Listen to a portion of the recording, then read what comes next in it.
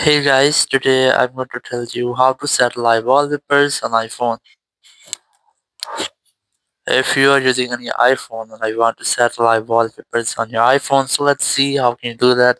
So you can do this very easily. So the very first, you just have to take a live photo on your iPhone. Now to do that, you have to open your camera here, and you have to look for the live option here. So tap on the more options, and then select live from here.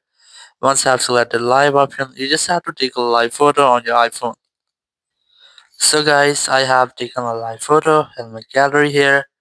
So here you can see I have just taken a live photo and I am going to set it as my live wallpaper on my iPhone. Now to do that, you have to tap on this share option here and then select use as wallpaper. Now you have to wait for some seconds and then select live wallpaper or live option. Here you can see it's a live option here. You just have to enable that. And once I have enabled, tap on add option in the top right corner.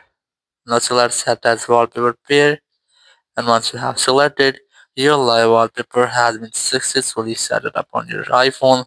So in this way, you can easily set a live wallpaper on your iPhone screen. Thank you very much for watching the video. Until next video, bye bye.